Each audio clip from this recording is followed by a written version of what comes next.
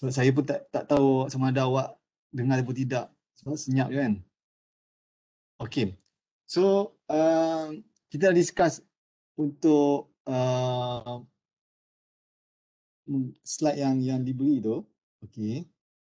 Okay, sekarang ni kita akan go through buku Dr. Kamarudin. Kita akan page by page dan example tu saya akan terangkan. Okay, so tugas awak kena buka sekali lah. Okay, untuk kita sama-sama tengok. Okay, so slope stability pada saya ni pakai yang Word punya version. Saya takut tak sama. Page 57 betul?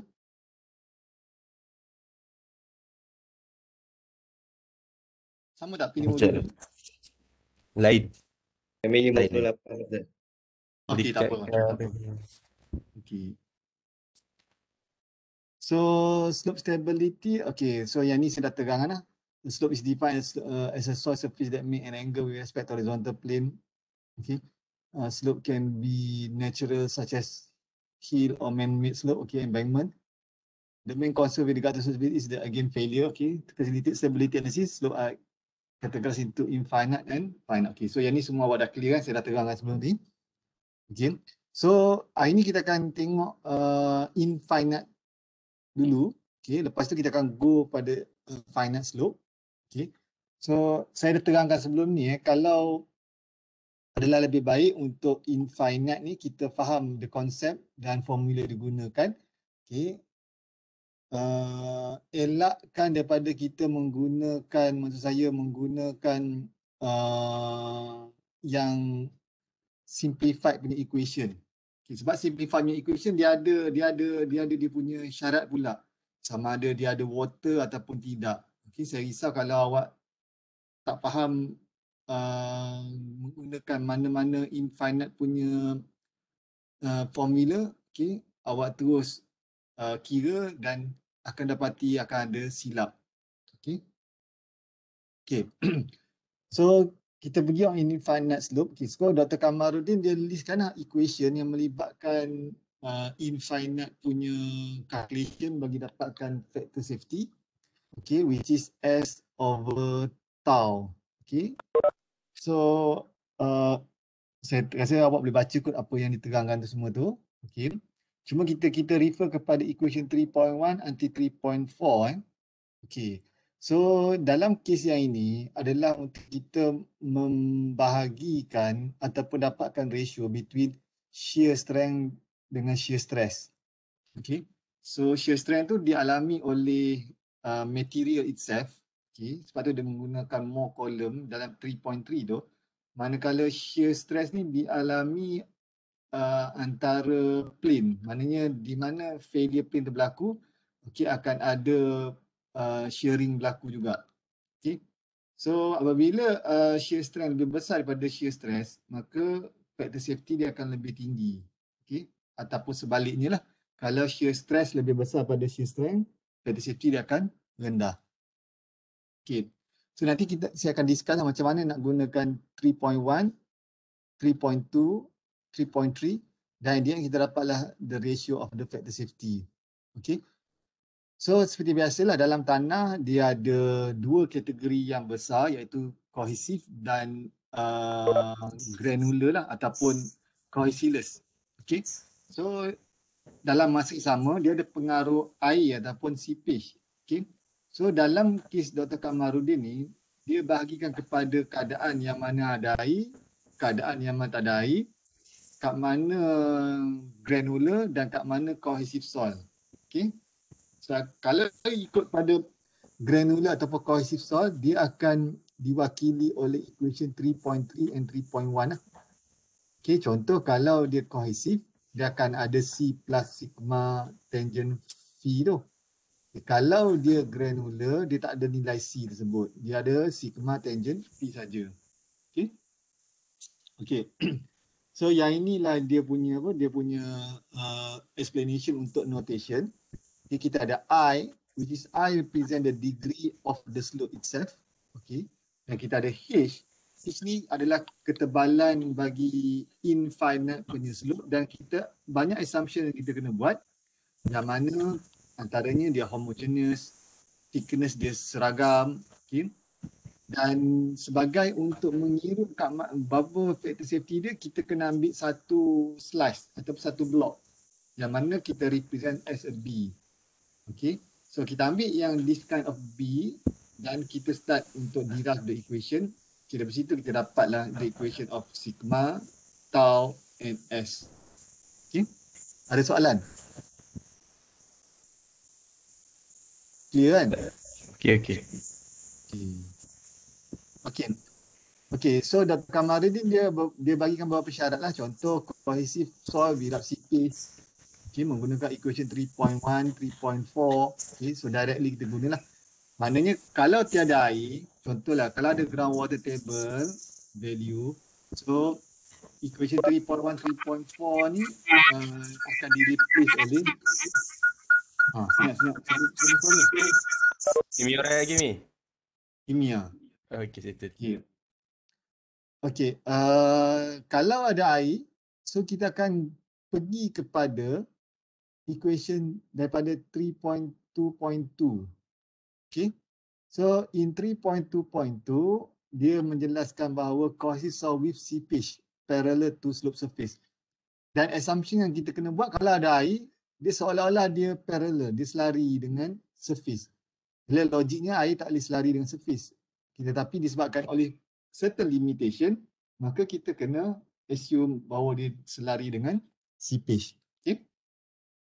So dalam kes yang itu, seperti biasalah kita mesti guna effective stress punya konsep. Okay? Yang mana 3.5 kita gunakan effective stress punya konsep. Okay? Kita ada 3.6 tau dan kita ada S juga. Okay. Kalau awak perhatikan, pada 3.6 kita tak boleh gunakan efektif sebab shearing tidak berlaku di dalam air. Mana air tak akan, air dia tidak boleh di-shear. Kan? Sebab itu dia menggunakan saturated. Menggunakan whatever unit weight yang ada pada ketika itu. Yang ni kena ambil perhatian. Kalau awak silap nanti. Okay. So maknanya air tidak akan mengalami process of shearing. Maka that kind of particular punya soil dalam keadaan dia basah, kita ambil saja dia punya value of saturated unit weight. Okay. Dan kita ada selebihnya, yang lain semua akan mengalami shearing lah. Maknanya soil itself dalam keadaan vertical akan mengalami shearing. Okay. Manakala dalam keadaan horizontal, air tersebut tidak akan mengalami proses of shearing. Okay. Okay. Dalam keadaan strength, dalam keadaan dia decompress, dia akan tanah akan boleh decompress. Tapi dalam keadaan dia basah, dia tak boleh air tak akan mengambil bahagian dalam shearing process. Okay. So kita ada 3.5 until 3.7. Okay, dan kita ada kita ada sign of dash tersebut, sign apa ni? Menunjukkan dia adalah efektif lah. Okay, pada 3.8 tersebut. Okay. So now untuk granular pula, okay, dalam contoh imagine pasir lah senang ataupun batu kerikil tu ataupun pasir lah. Okay. So 3.5, 3.6 is similar. Okay. Ni dengan seepage ada air. Okay. However for 3.9, because it doesn't have any cohesive element, maka tak adalah cohesion, so C kita buang lah. Okay. So 3.9 tak ada C, hanya menggunakan sigma saja. So at the end dapatlah S over tau. So granular soil without seepage sama juga. Okay. Dia tak ada C, yang lain semua sama seperti mana 3.1, 3.2 and 3.4. Okay. So that is for infinite slope. Okay. Okay.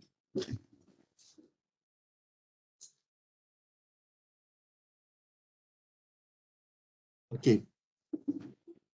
So saya pergi untuk selesaikan bahagian introduction ni lah. So kalau untuk finite punya slope, okay. So dia seolah dia lah seperti mana yang kita kata dia ada dia punya geometri semua tu. Okay, dia ada ketinggian dan dia ada toe dan dia ada top. Okay. So dicadangkan untuk finite punya slope. Okay. Kita ada beberapa kaedah lah sebenarnya saya terangkan sebelum ni, iaitu ada kaedah linear methods ataupun non-linear methods. Dan untuk non-linear methods, kita akan menggunakan kaedah apa? Method of slices, okay, ataupun total stress analysis. Okay. Dan ada juga menggunakan design chart. Okay. Yang itu semua kita akan belajar. Kalau linear punya method ada juga. Okay. Akan digunakan dalam finite punya slope. Okay. Dia menggunakan force polygon punya approach. Okay. So awak akan belajar untuk finite slope 3 methods. Linear, non-linear dan chart. Okay. So sama juga konsep dia. Untuk dapatkan factor safety, satu elemen of stress mesti dibagakan dengan satu elemen of stress. At the end, factor safety adalah coefficient ataupun satu anu ataupun yang tiada units. Okay. So dalam kes yang ni, driving moment, okay, menggunakan konsep of circular slip surface, dia akan ada driving moment yang akan menyebabkan slope tersebut bergerak, dan dia ada resisting moment yang menyebabkan yang menahan slope tersebut daripada bergerak. Okay. Semua itu akan dibincang nanti menggunakan kaedah non-linear. Okay. Okay, this is what we call as non-linear method, menggunakan slip circle punya approach. Okay. Tapi yang ini adalah based on total stress analysis. Okay. So kalau untuk total stress analysis, limitation dia tidak boleh mengira phi value, okay, dan dia tidak boleh ambil kira faktor of pore water pressure. Okay. So menggunakan konsep of moment, kita kena belajar ataupun kena tahu macam mana nak dapatkan moment yang datang daripada W, okay, times the moment arm, which is X. Okay. So maknanya kalau yang ini dia akan tolak dia sampai ke bawah. Begitu pusingan dia. Manakala kalau di failure surface, okay, so yang ini akan menahan daripada blok ini bergerak. Okay. So dia akan dipengaruhi oleh CU ataupun shear strength. Okay. So kalau yang ini menolak, yang ini akan menahan, so dia akan stable. Okay. So dia akan dipengaruhi oleh radius untuk dapatkan the moment ataupun resisting moment. Okay. So total stress analysis for cohesive soil. Resisting moment over driving moment. This is the formula. Okay. Kita tengok CU, which is the strength, okay, times R, which is the diameter, the radius, times dengan L, which is the length of this the length of this slip surface. Okay. So macam mana dapatkan L? Actually bergantung kepada theta. So for this theta, dia akan jadi R theta. Okay. Itu menggunakan radius untuk dapatkan untuk dapatkan panjang, L equal to R theta. Okay. So that is for the resisting moment. Okay, untuk driving moment, where the weight times dengan moment arm, so kita akan dapat the value for the driving moment. Okay, so whatever external load yang datang, so dia akan dikira sebagai driving moment. Contoh, ada satu building sini ataupun satu structure. Okay, as long dia masuk dalam lingkaran ataupun slip surface punya area, so dia akan mempengaruhi ataupun memberi tambahan ke atas driving moment. Satu. Okey. So dalam methods total stress ni, okay, ada juga kes yang mana disebabkan oleh poor workmanship waktu construction, okay, menyebabkan berlakunya crack. Okay. So dia istilahkan sebagai tension crack. So this tension crack akan menyebabkan this line length akan reduce. So lebih teruk lagi jika ada air memasuki kawasan yang tension crack tersebut. So air yang memasuki kawasan tension crack tersebut akan memberi additional loads ataupun memberi additional driving moment ke atas total driving moment value. Okay. So at the end, mana-mana additional load akan memberi tambahan kepada driving moment punya value. Okay. Tapi nanti kita akan go through of example nanti. Saya beritahu awal lah. Okay. Okay. Cuma kalau perasan di sini, ada kesilapan. Dia bukan R square. Dia adalah R saja. Okay. Saya padam awal-awal lah. Kan? Awak perasan tak dekat buku tu? Ada tak? Halo? Halo doktor, dari square. Dengar tak? Okay, so awak betul kan Jadi Okey. kalau awak tengok pada mana-mana reference pun, untuk dapatkan L bagi arch punya shape, dia adalah R theta. Dia bukan R square theta. Okay. So dalam kes yang ini, anda kata kita dapat degree, kan? Kalau dapat degree, kita perlu tukar kepada radius, kan? Sebab degree tak boleh darab dengan nombor biasa. So dia perlu ditukar kepada radius, okay? Iaitu pi darab dengan theta over 360 ataupun 180, tak boleh, kita tengok nanti. Dia tak boleh guna degree itself, okay? Melainkan awak tukar kepada radius punya value. Ataupun radian punya value. Okay. So nanti kita akan beri contoh baru lebih clear. Okay, dalam ni dia tak masukkan yang tension crack tersebut sebab dalam contoh nanti akan tunjuk bahawa total stress ni dia ada without tension crack, with tension crack. Sebenarnya saya dah bincang dalam saya punya slide. Okay. So method of slices adalah satu lagi method yang saya rasa lebih komprehensif untuk menyelesaikan masalah bagi finite punya slope. Okay. So for example, okay, kita tengok pada figure 3.3 Okay. So this figure 3.3, kalau kita ambil pada satu slice, okay, dan slide tersebut kita derive all the equation yang ada, okay. So nanti kita boleh dapatkan satu value, okay, yang mana value tersebut akan kita ambil bacaan secara kumulatif.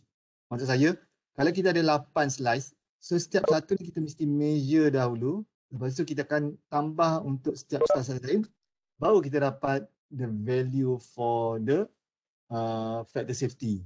Okay. Dalam erti kata lain, kerja dia banyak lah. Tetapi dia lebih komprehensif sebab dia boleh cover, for example, seepage problems. Okay. Dan dia boleh cover untuk phi value as well berbanding limitation yang ada dalam total stress punya konsep. Dan dia adalah effective stress punya approach. Okay. Okay. Okay, dia konsep sama juga. Menggunakan moment equilibrium atau limit equilibrium punya approach.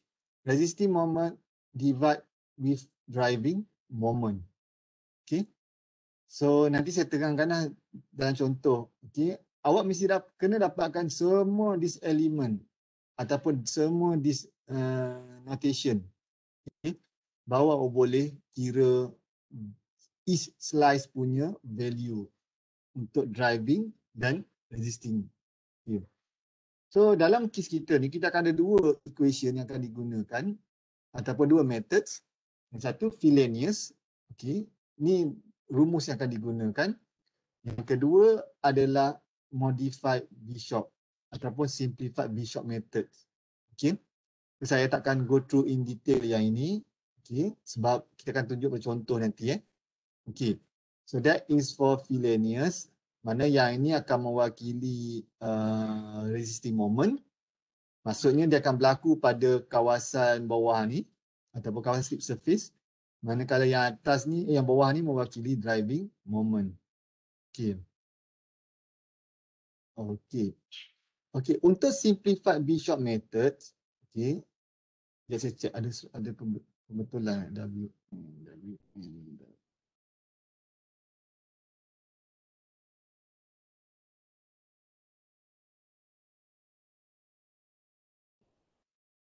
Okey, yang ni ada tertinggal. Ini sepatutnya PM, sorry Ini sepatutnya P.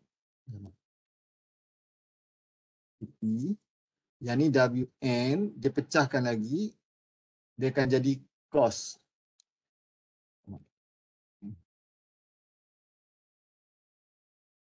Dia jadi sini. Ni. Perasan lah. Saya betulkan dulu.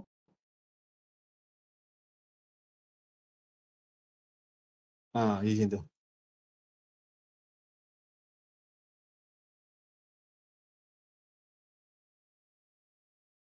Okay, saya besar. Okey, faham? So asal dia adalah PM ni. Okey, normal force acting tu apabila dia dirahkan lagi dia akan jadi WN cos alpha. Okey. Okey, itu satu untuk okey.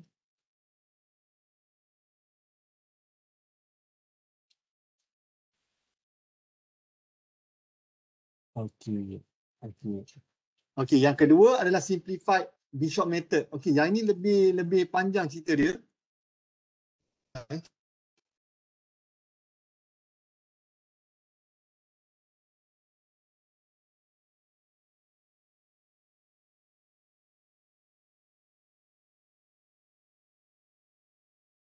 Okey. So untuk simplified Bishop methods, okey. So kita akan perhatikan bahawa ada dua value of factor safety, kan? Yang pertama yang sebelah yang kiri yang memang patut kita cari. Okey, yang kedua ada di sebelah kanan. Okey, saya dah terang sebelum ni. Okey, so apa tujuan kita? Kenapa ada dua ni? Disebabkan oleh beberapa assumption yang dibuat oleh simplified Bishop. Okey, where the summation of horizontal force is not zero. In that case, they come up with the methods where the factor safety on the left should be equal to factor safety on the right. Okay. So dalam kes yang ini, awak kena buat beberapa kali sehinggalah dapat bacaan factor safety on the left equal to factor safety on the right. Okay. So sebab tu dia kata try and error procedure needs to be performed to determine the factor safety. Okay. So nanti kita akan tengok nanti dalam contoh akan datang. Okay. So awak at least awak aware lah bahawa benda ni untuk simplified Bishop ni dia tak boleh selesai sekali, dia kena selesai at least 3 kali. Okay, so panjang cerita dia untuk selesaikan menggunakan simplified Bishop methods. Okay. Okay, so that is for non-linear punya approach. Okay. So kalau kita menggunakan linear failure plane, okay, for finite slope, okay, kita akan menggunakan this procedure. Okay, menggunakan force polygon punya konsep. Okay. Dan kes yang ini berlaku especially kalau kita tahulah the direction of the failure dalam keadaan linear. Contoh, waktu kita do cutting, kita nak cutting mana kita potong mana-mana slope, kita nampaklah ada failure plane dia dah nampak jelas di dalam keadaan block. Okay. So untuk semak stability dia, kita menggunakan linear failure plane punya approach. Okay. Ataupun waktu dalam kita construct environment, kita dapati bahawa disebabkan oleh poor workmanship dia, sebab kita buat layer by layer, kita dapati ada wujud menunjukkan bahawa ada potential untuk berlaku this kind of failure, okay, dalam keadaan yang linear. So maka kita menggunakan this approach untuk selesaikan bagi linear failure plane punya methods. Okay. So nanti saya terangkan macam mana nak gunakan yang ini. Okay. Dia pun sama juga dengan konsep simplified Bishop, yang mana kita mesti gunakan try and error punya approach. Kita kena cuba sehinggalah factor safety of phi is equal to factor safety of C. Okay. So kena buat 3 kali at least sehinggalah kita dapati factor safety of SC is equal to factor safety of phi. Okay. So yang itu nanti saya akan terangkan lah untuk kita punya next punya kelas. Okay. So that is for linear methods. Okay. So the last approach adalah menggunakan Taylor charts. Okay. So Taylor chart ni dibangunkan untuk memudahkan atau mempercepatkan kita estimate the factor safety. Okay. Tanpa melibatkan banyak perkiraan. Okay. Konsep dia kita mesti refer kepada satu chart, yang mana chart tersebut once kita dah refer, kita akan dapatkan number of stability ataupun stability number. Okay. So stability number ni akan digunakan untuk mengira berapa factor safety kemudian. So konsep dia sama juga, FS phi should be equal to FSC. Okay. So kena buat trial and error at least 3 kali sehinggalah kita dapat tentukan berapa nilai factor safety. Okay. Okay, that is for Taylor charts. Okay. Okay. So tak apa, semua tu akan kita go through nanti, tapi saya habiskan semua part introduction tersebut supaya tak perlu ulang sekali lagi lah. Kita pun ulang bila nak masuk pada kita punya problem yang berkaitan dengan finite ataupun infinite. Okay. Okay, so sekarang kita pergi pada satu contoh. Berapa contoh ni? Okay, 2 saja. Okay. So kena beri perhatian untuk these 2 contoh. Okay. Simple. Okay. Dan cuma kena faham je lah. Okay. So kita tengok pada soalan nombor 1. Okay. Figure Q31 illustrates an infinite slope of C dash phi soil. Okay. Assuming the groundwater table is far below the slope surface, okay, calculate the developed shear strength S and shear stress tau along the failure surface. Okay.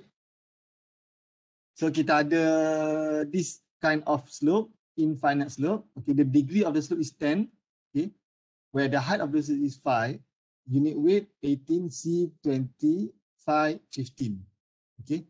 So kita kena dapatkan nilai S, which is the shear strength, and shear stress tau along the failure surface.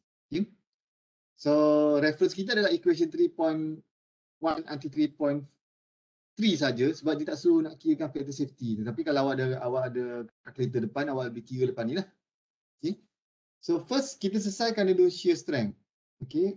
So the shear strength based on equation 3.3 is C plus sigma tangent phi. Okay. So when we embedded the 3.1, which is the sigma, okay, in the equation, so S will become C plus unit weight times H cos square I tangent phi. Okay. So at the end 20, okay, plus 18, sebab dia tak ada water, okay, times 5 is the height, cos square I 10 degree, tangent 15. Okay. So dapatlah 43.4 for the S value. Okay. Saya tak terangkan macam mana derivation of sigma. Okay. Macam mana dapatkan cos square theta, cos square I. Okay. Sebab saya simplify ataupun saya ringkaskan sajalah. Sebab dia ada kaedah untuk derive the sigma. Okay. Okay. So then that is for shear strength, which is 43.4. Okay. So when it comes to shear stress, okay, so kita kena calculate the tau, okay, which is unit weight times H sin I cos I. Okay. So 18 darab 5 darab sin 10 darab cos 10 tu dapat 15.4. Okay. So at the end, kalau awak nak dapatkan factor safety, awak kena bahagikan antara S dengan tau. Okey, berapa dapat? Cuba okey. S bagi dengan tau apa? 2.81. Okey, 2.81. Okey. Dalam arti kata yang lain, slope tersebut adalah dalam keadaan yang stable lah. Maksudnya, dia melebihi 1.5, dia dah cukup untuk menunjukkan bahawa slope dalam keadaan yang stable. Tapi normally untuk infinite punya slope, normally dia adalah dikategorikan sebagai undisturbed punya slope ataupun natural punya slope. So kalau natural punya slope, normally 1.2 factor safety is good enough lah. Jadi dia tak perlu sampai 1.5. So jika 2.8 dia terlebih selamat ataupun dia dalam keadaan yang stable. Okay. Ada soalan untuk example nombor 1. Okay. So kita pergi pada equation nombor 2. Okay. Consider an infinite slope of C, okay, phi sort as shown in figure Q32. Okay. So tengok keadaan macam ni pula. Okay. Kalau sebelum ni daripada kanan ke kiri, ni daripada kiri ke kanan, dia punya gradient dia. Okay, so all the information are provided. 6, 17, 30, 20, 25. Okay. So soalan dia, determine the safety factor against sliding, assuming the internal friction angle between the sliding and the statutory sort is 20. Okay, so yang ni bukan dia punya slope degree tetapi the internal friction angle ataupun interface friction angle which is 20 ataupun phi value 20. Okay. Normally kalau phi value lebih kecil berbanding dengan degree of the slope, dia potential untuk fail. Jadi kita tengoklah berapa result factor safety dia. Contoh kalau yang ini, okay, awak dapati bahawa phi dia 15, slope dia 10. Okay, tapi bila kita kira factor safety dia melebihi daripada 1.5. So menunjukkan bahawa phi lebih tinggi banding dengan degree of the slope di dalam keadaan yang selamat. Okay. So kita tengok yang ni pula betul ke dia selamat ataupun tidak apabila kita dapati bahawa phi dia lebih kecil berbanding dengan degree of the slope. Okay. Nak tak nak mesti dikira lah. Okay. So untuk kira sama juga prosedur sebelum ni, S dan tau mesti diperolehi. Okay. Okay. So kalau S menggunakan formula berikut, okay, bahagikan dengan tau. Okay. So masukkan saja segala formula tersebut.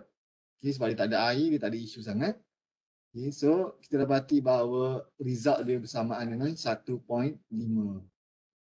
Okay. Dia dalam keadaan yang selamat lagi tetapi dia hampir-hampir untuk fail. Okay. Okay, sebab slope dia terlampau steep iaitu 25 dan slope dia melebihi daripada internal friction angle of 20. Kalau the internal friction angle dia 15, saya rasa dia akan fail. Okay. Okay. Sekarang itu orang cakap tu adalah rule of thumbs lah, especially kalau untuk infinite, kalau untuk finite punya slope, yang ada toe dengan top tersebut. Okay.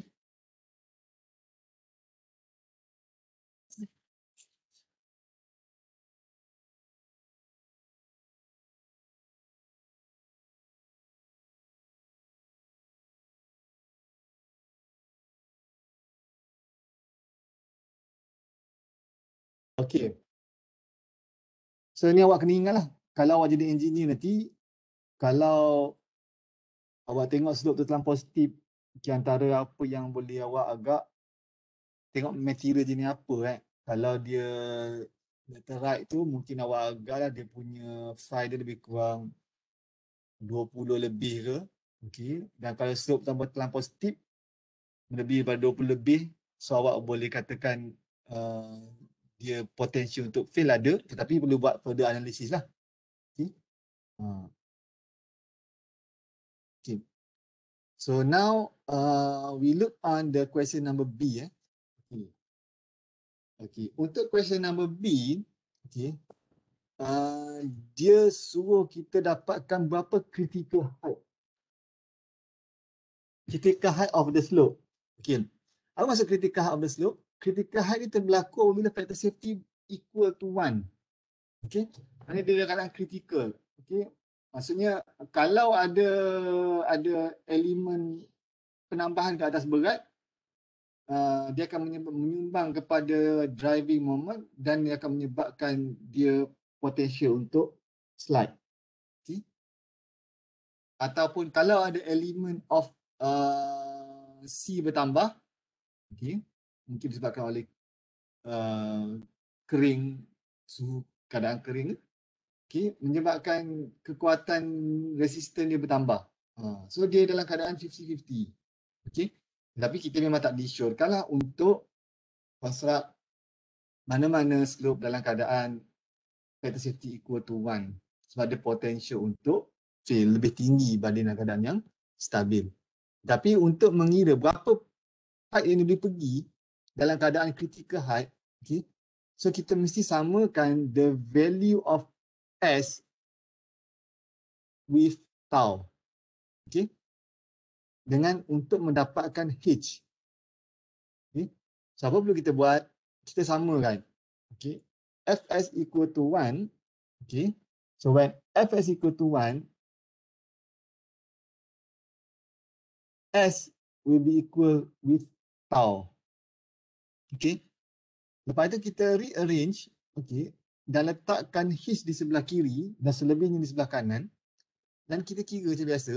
Okay. Dan kita dapati dia boleh pergi sehinggalah kepada 21 meter ketinggian.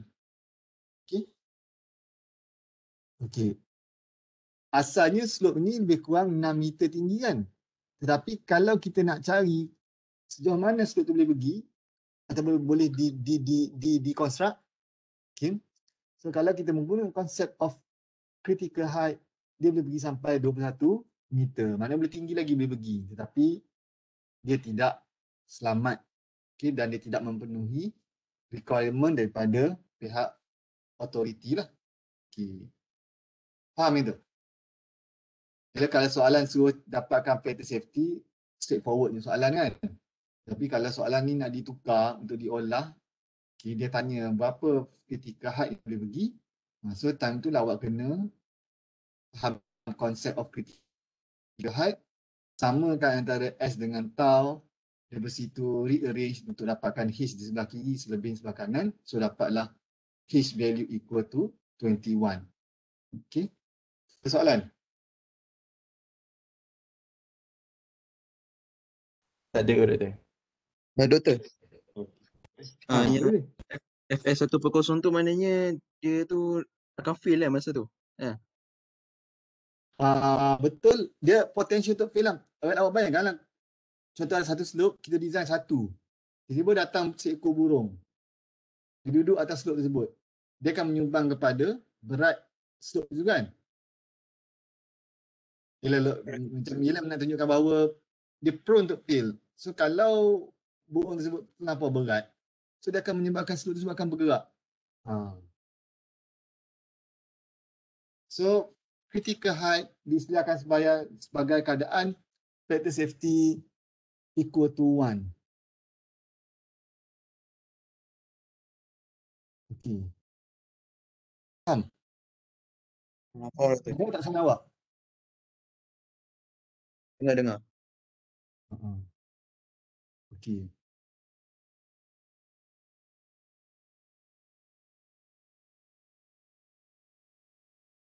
Okay.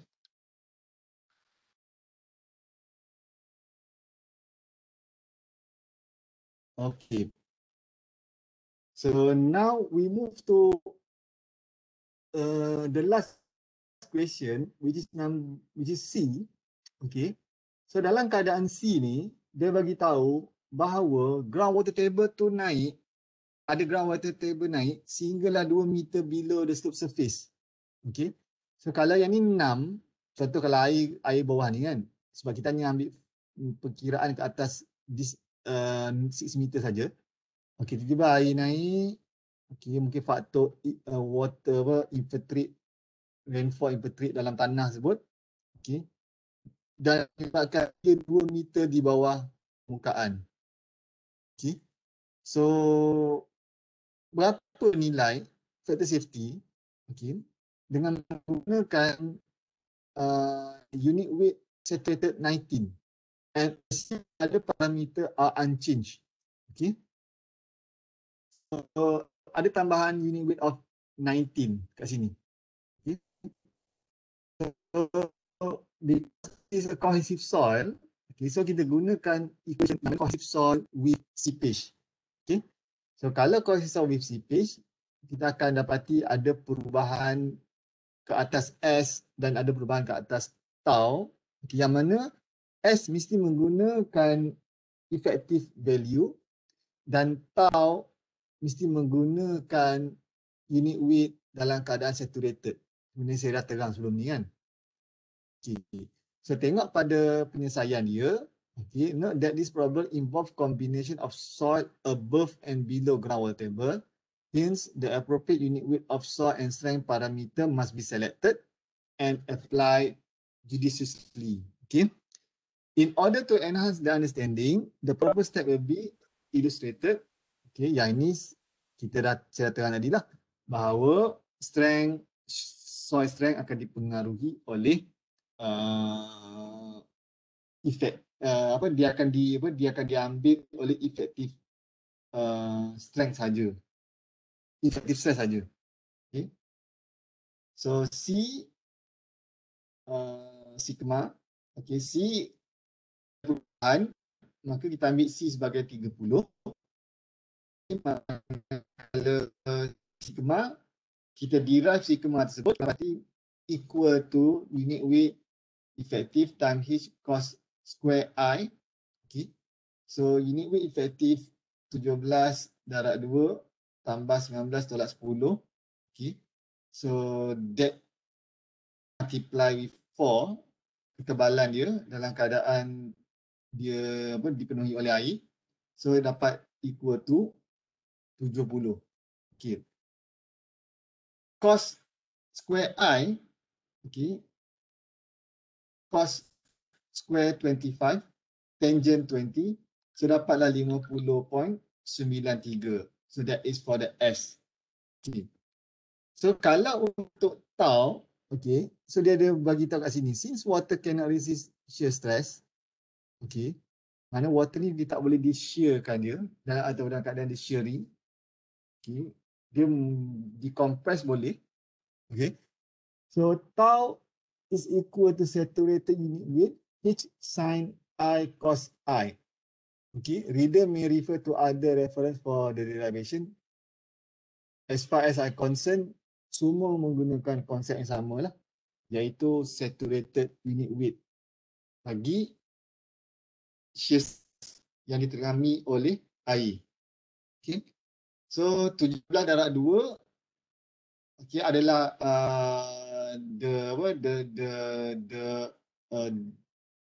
the value for the atas air tu. Okay. The value for soil above the groundwater. Okay. Manakala saturated 19 times 4. Okay. Adalah untuk unit weight dalam keadaan saturated. Okay. Ataupun dalam arti kata lain, kalau awak tak nak confuse, awak jangan letak tanda efektif kat atas ni. So awak guna saturated saja pun boleh, tapi jangan letak tanda efektif. Okay. Sebab kalau letak tanda efektif, 19 ni akan di-minus dengan 10. Okay. So sin 25 cos 25 dapat 42.13. Okay. So ini kena betulkan. Okay. So at the end, S dibahagikan dengan tau, so dapatlah 1.21. Okay. Ia menunjukkan bahawa jika ada pengaruh air akan menyebabkan factor safety berkurangan.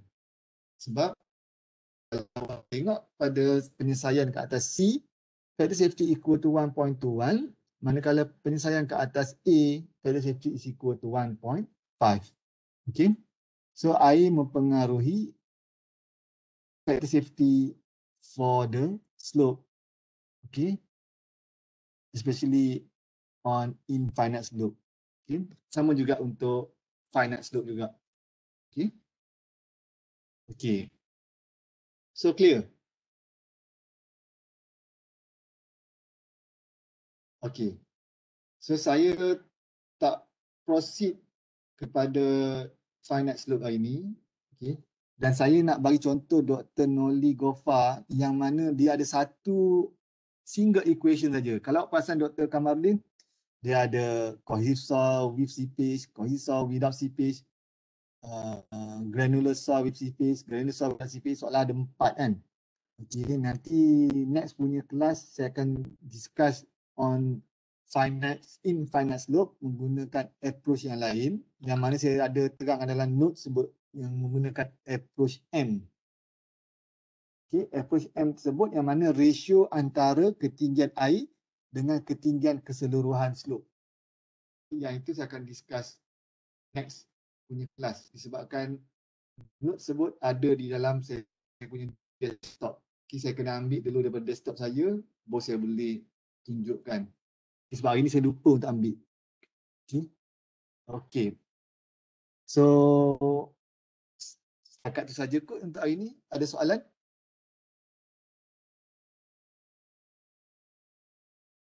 Ada soalan tak? Tak ada kot, Doktor. Hello? Ada, Doktor. Okay, Ada so ke? biasalah kalau ada soalan, tolong tanya dalam grup ataupun personal pun boleh. InsyaAllah saya akan entertain lah. Okay. Baik, Doktor. Okay. So, saya stop